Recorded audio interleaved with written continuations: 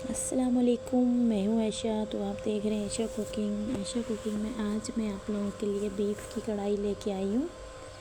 कैसे बनी, क्या क्या चीज़ें ऐड हुई और कितने टाइम लगा इसे बनने में और कौन से मसाले इसमें डाले हैं, सब आप लोगों से शेयर करती हूँ। जी मेरे प्यारे दोस्तों, चैनल पर नए हैं तो लाइक कर दें, सब्सक्राइब कर दें। आप लोगों का प्यार होता है, मोहब्बत होती है, हमें अच्छा लगता है आप लोगों के लिए। और भी अच्छी अच्छी वीडियो शेयर करें और लेके आएँ। जी सबसे पहले मैंने क्या करना है, यहाँ पे ले लेना है ऑयल मैंने यहाँ पे आधा पाव मैंने ऑयल ले लिया है, क्योंकि मैंने ज़्यादा नहीं डालना, ऑयल बिल्कुल कम रखना है। और 2 अदद प्याज कटी हुई वो डाल दी मैंने। अब इसकी बुनाई कर देंगे। और दूसरी तरफ मैंने ये रख दिया था बीफ और प्याज, ये रख दिए थे। और अब उसके अंदर मैं डालने जा रही हूँ 1 अदद प्याज कटा हुआ और 4-5 टमाटर, 3 अदद हरी मिर्ची, ये डालेंगे। उसके बाद मैंने क्या करना है, इसे हल्का हल्का बुनाई इसकी करेंगे। फ़िलहाल मैंने कोई इसमें पानी नहीं डाला, कोई कुछ भी नहीं डाला, ये बस साबुत चीज़ें डालने लगी हूँ, वो आप लोगों से शेयर कर रही हूँ।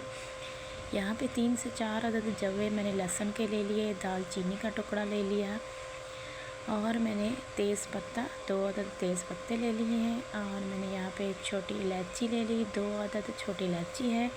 और ये हमारे पास ही बड़ी इलायची, 1 अदद बड़ी इलायची है। और ये हमारे पास है बदियान का फूल। जी मेरी प्यारी दोस्तों, तो ये चीज़ें जो मैंने इसमें डाली हैं, और नमक हस्ब ज़ायक़ा ले लेंगे। ये चीज़ें मैं इसलिए इसके अंदर डाल रही हूँ ताकि ये बॉईल होगा और इसके अंदर कच्चापन नहीं आएगा और बहुत अच्छी खुशबू आएगी। और जब ये कढ़ाई तैयार होगी, आपके पूरे घर में खुशबू की ऐसे धूम मची होगी।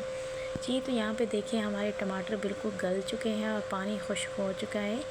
मैंने वैसे इसमें आधा गिलास पानी डाला था, ज़्यादा नहीं डाला, क्योंकि मैंने कम आंच पे रखा था। पहले ही गोश्त मैंने रख दिया था धो के, उसके बाद गोश्त ने जो पानी छोड़ा उसी में मैंने टमाटर वगैरह डाल दिए।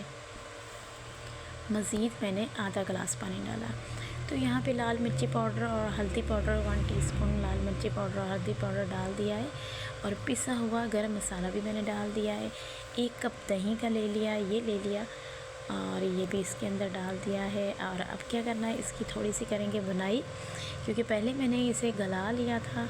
वो कुछ लोग होते हैं कुकर में डालते हैं और पूरा दिन गोश्त गलाते रहते हैं, लेकिन ये पूरा दिन गलाने वाला नहीं। ये तरीका बहुत ही अच्छा है, इस तरीके से आप बीफ तैयार करें और मैं कहती हूँ 20 मिनट में आपकी कढ़ाई तैयार हो जाएगी।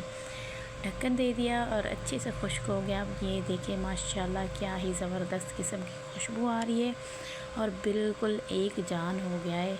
और ऑयल जो है वो हमारी कढ़ाई ने छोड़ दिया है। अब हम क्या करेंगे, इसके अंदर डाल के गार्निश के लिए। जी तो यहाँ पे हमारी कढ़ाई बीफ की तैयार हो चुकी है और माशाल्लाह बहुत ही अच्छी खुशबू भी आ रही है, धुएँदार, क्या ही बात है। जी मेरी प्यारी दोस्तों, इसके साथ आयशा को दीजिए इजाज़त। नई रेसिपी हाज़िर होंगे।